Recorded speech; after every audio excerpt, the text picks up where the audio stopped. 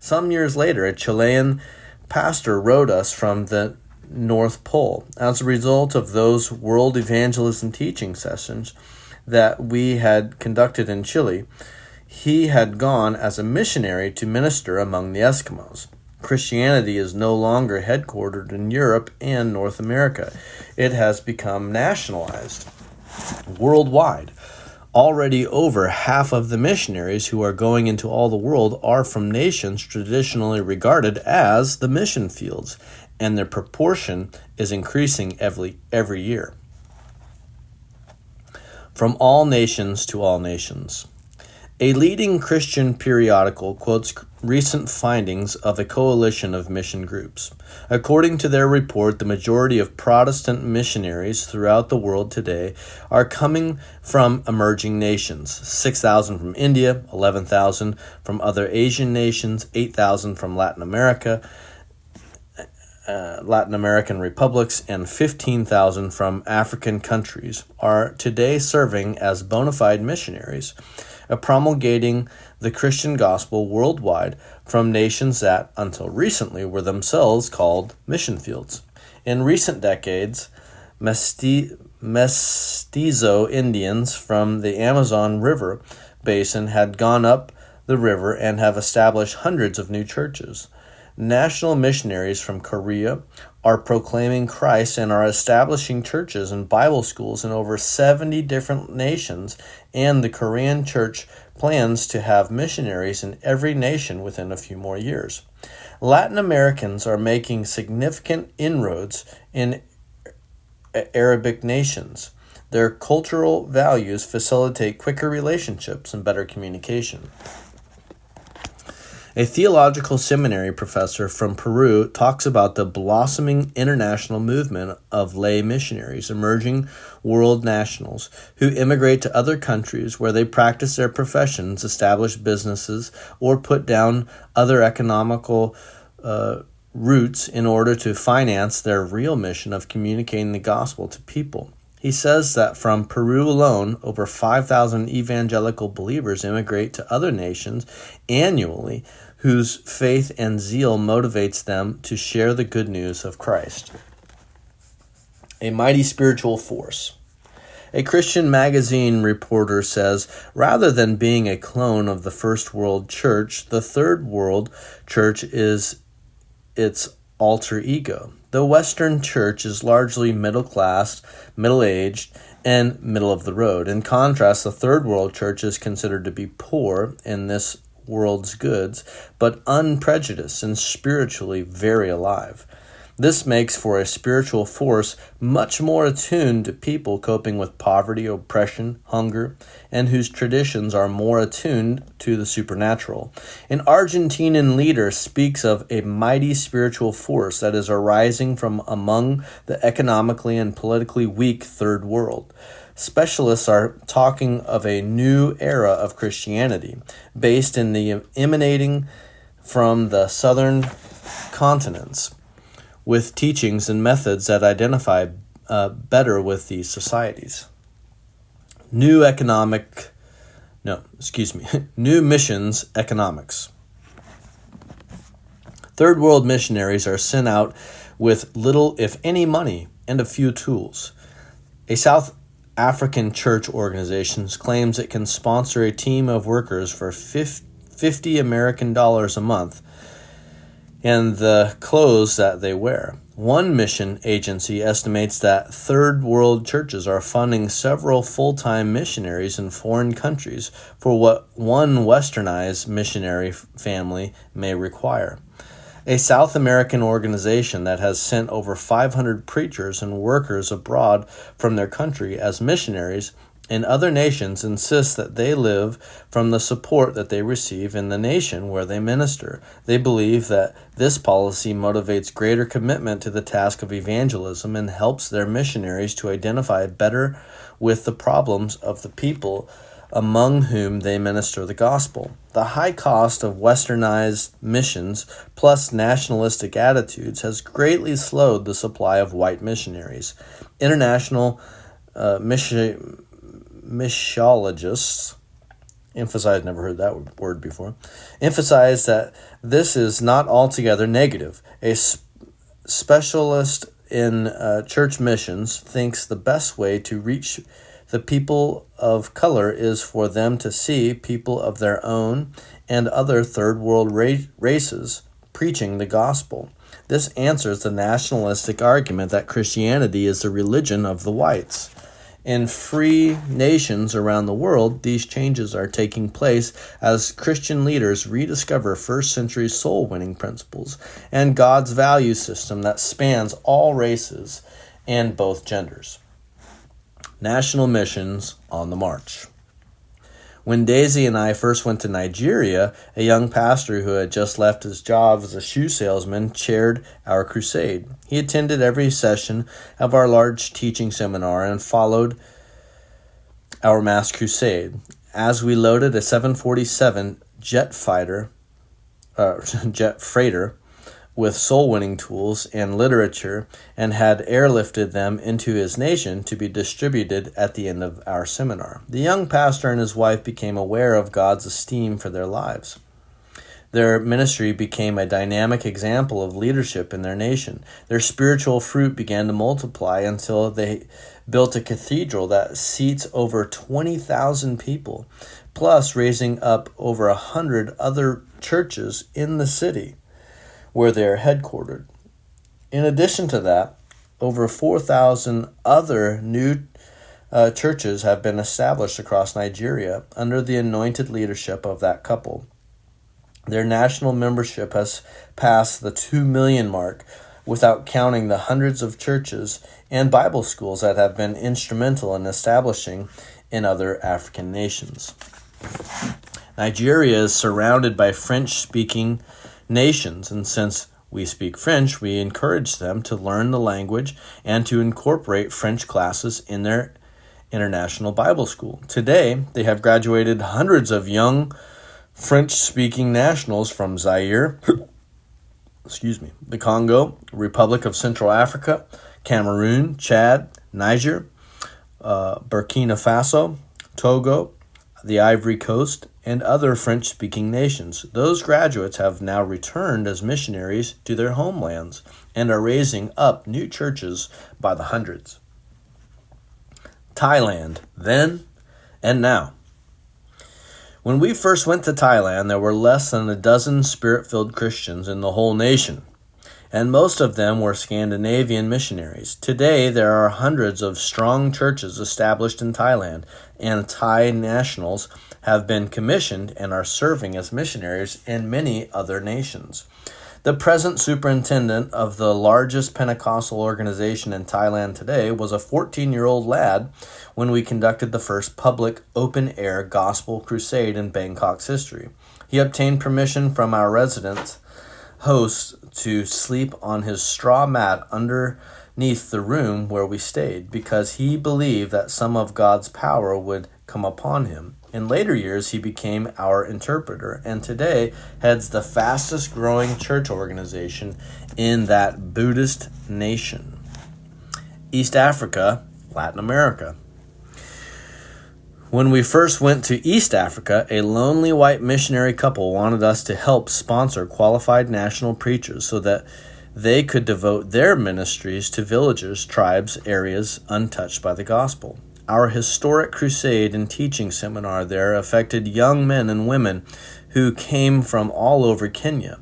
That missionary couple reported almost 4,000 new churches were raised up as a result of our national missionary assistance program.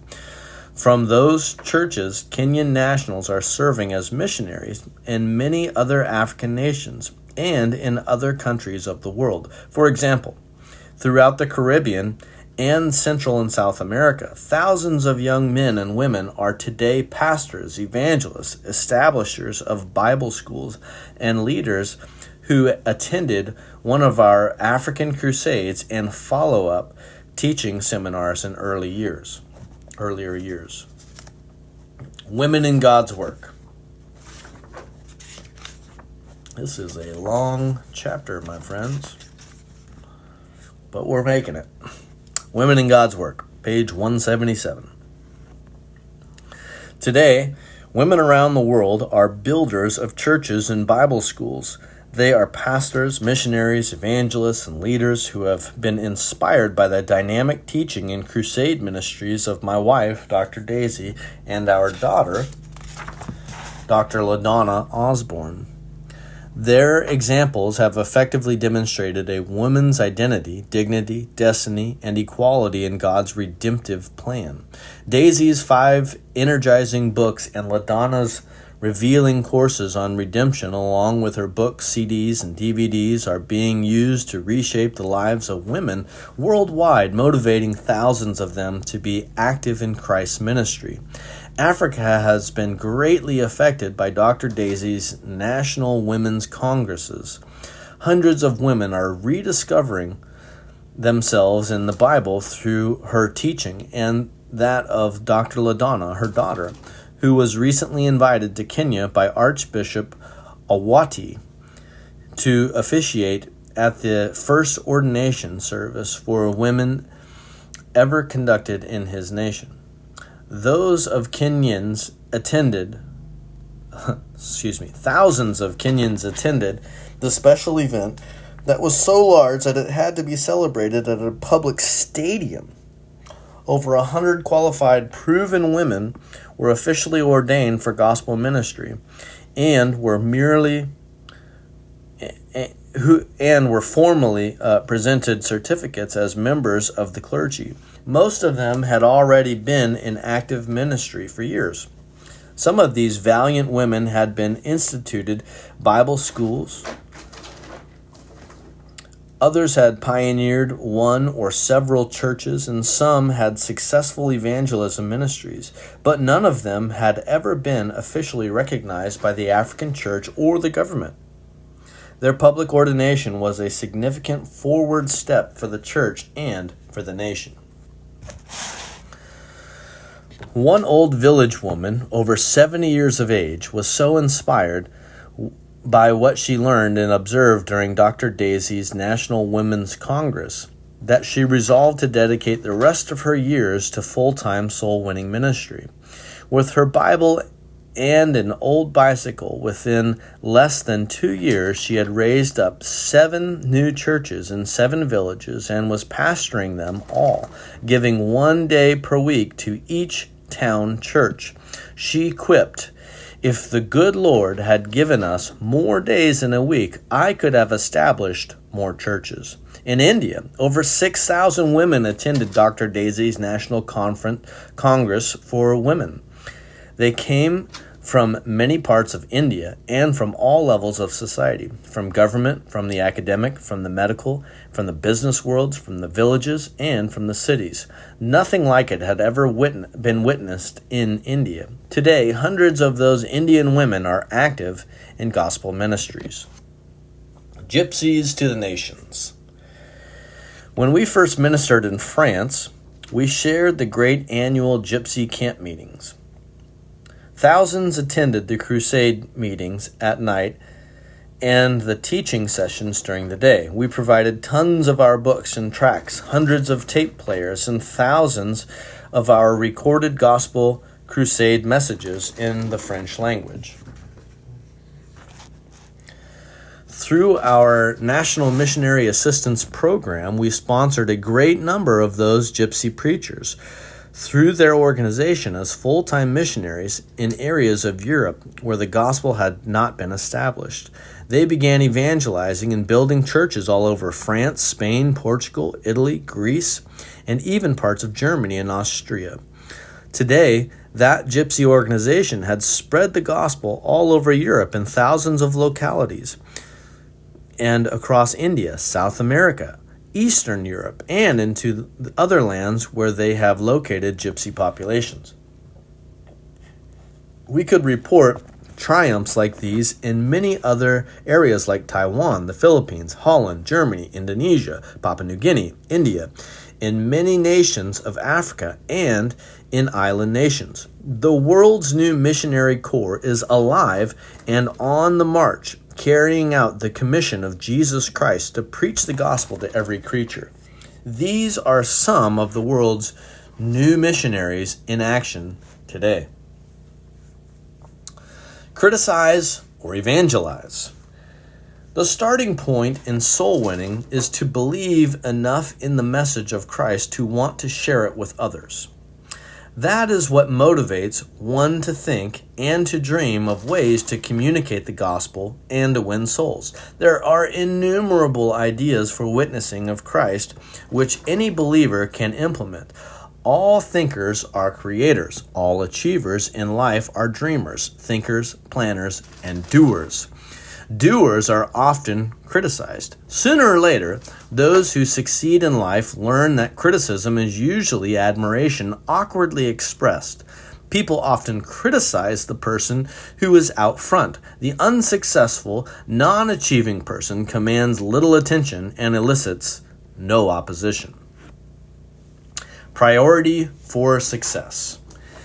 If we set high goals and achieve them, critics may ridicule us outwardly, but inwardly, they will be challenged to become stronger and more daring themselves. Criticism is a cheap commodity, always abundant, and certainly undeserving of our reaction. The person with solutions is the person in demand. Anyone can create problems, discuss them, analyze them, categorize them. Only the thinker, the creator, the achiever, the person of action is the inventor of solutions. Hallelujah. That's a good word. Problems or solutions. Some of the best advice we ever read was a statement in the Reader's Digest. Don't fight the problem, get on with the solution. We have not spent our time holding conferences on how to win in evangelism. We have been getting on with the solution, spreading the gospel. We have not talked about the need for Christian literature. We've just been supplying it. We have not spent our time analyzing the problems of reaching the unreached. We have sponsored an army of gospel messengers and provided tons of soul-winning tools to augment the outreaches of tens of thousands of gospel messengers worldwide. The enemies of the gospel have their eyes on the masses, but we do too, and we are doing something about it, something that works. That is our policy, action. Not conventions, not theories, not propositions, but actions. Not problems, but solutions. Not questions, but answers. It costs nothing to sit in a group discussions elaborating on the problems of evangelism, but those with solutions pay dearly to communicate the good news to humankind. Solutions cost money. They cost lives. They demand dedication. The millions of unreached tribal people in our world today are a problem. National evangelism is a solution that is working. So we get on with it. Logical tactics applied. Our docu-miracle films are a solution. Millions are being reached through them. Other millions are being reached with our recorded audio and video gospel messages, mobile evangelism units, and the tons of our literature that we are constantly producing and shipping abroad for free distribution. Our choice is to stay engaged in providing solutions, not analyzing the problems. While in Africa, a pastor there showed us a commercial company operating a fleet of 15 beautiful four-wheel drive vehicles equipped with secular films. They constantly canvassed villages, gathered large crowds, showed their films, and advertised their products, beer, cigarettes, liquor, etc., which they marketed to the people. Missionaries had considered that those villages were not able to support a local church, but that secular company was having no problem at all reaping attractive financial profits. Some church leaders in the area lamented, "What a reproach that such products are being promoted in those villages. We must find a way to stop those marketers." They were obsessed by the problem and were doing nothing to provide a solution. Hey, wow. Daisy and I decided between ourselves it will do no good to discuss with those church leaders this problem. We resolved to do something about it. Another vision was born. Our new Trans World Mobile Evangelism program was born. If business firms could prosper marketing secular products out in the villages of the world, the blessings of the gospel could be promulgated the same way. We began to provide completely equipped four-wheel drive mobile evangelism units for active soul-winning missions among the unreached. We equipped each unit with a film projector and stand, a super large rubber screen, a generator, a million dynamic gospel tracks, and a set of our docu-miracle films in the local language. Since then, we have shipped overseas more than 100 large four-wheel drive mobile units equipped with every soul-winning tool that we produce in the language of that area. The commercial world has been doing it. We are doing it too. The point is, we are not sitting and lamenting the spread of evil. We are doing something to spread the gospel. Whose opinion counts most? A practical American president once said, "It is not the critic who counts, not the one who points out how the strong one stumbled, or where the doer of deeds could have done it better. The credit belongs to the one who is actually in the arena, in action, whose face may be marred by dust and sweat and blood, who may err, but come short again and again, but who is spent in a worthy cause, who, if he fails while daring greatly, but who has experienced the triumph of high achievement." Wow. Yes, criticism, the inept person who disseminate it, are plentiful. Amen. But solutions and the rare people who engender and apply them are exceptional and valuable. Critics come and go, rise and fall, appear and fade away. But problem solvers are the pillars of society. It is not enough to bewail the decadence of this generation. You and I have the solution. We are Christian witnesses. We are soul winners. You can equip yourself with a supply of good gospel literature. Carry it with you wherever you go, and sow good seed in the lives of people wherever the occasion arises. Acquire some good gospel audio cassettes or CDs. Invest in a player. Go out where the people are. Be a witness for Christ. We are laborers together with God. 1 Corinthians 3:9. Seed as you breed. After you discover the joy of soul winning in your community or area, perhaps you will want to provide some tools for soul winners overseas. You can send audio cassettes, tape, or docu-miracle crusade videos in other languages to national Christian workers to use in evangelism in their nation. You will be involved in evangelism abroad, and you will share the reward for the souls that are won this way, even though you may never go abroad yourself. You can send literature for distribution in neglected villages. Don't wait for missionary organizations to do it. You are a Christian witness. You can do it. Gospel messages on cassettes and CDs or in books and tracts are always effective. They never tire or change their message or argue or compromise or become immoral. They communicate the same message to beggars as they do to royalty, and to patiently reap their message as often as someone wants to listen. They are among the best gospel messengers in the world, and they will go as your substitutes. It is not enough to just think or talk or pray about it. Success comes when action is coupled with conviction. You have dedicated yourself to this top priority. When you have dedicated yourself to this top priority, then if the unconverted turn not from their sinfulness, nor from their sinful ways, they shall die in their iniquities, but you will have delivered your soul, according to Ezekiel 3 and verse 19. That is the sixth reason why we are soul winners, because we do not want the blood of the unconverted on our hands. And that was the very long reading of chapter 15 and reason number 6 of why we're soul winners, because we do not want the blood of the unconverted on our hands. I'm so glad that you stuck it through with me to listen to this. I hope that you're empowered by this message, and I hope to see you for the reading of chapter 16 very soon.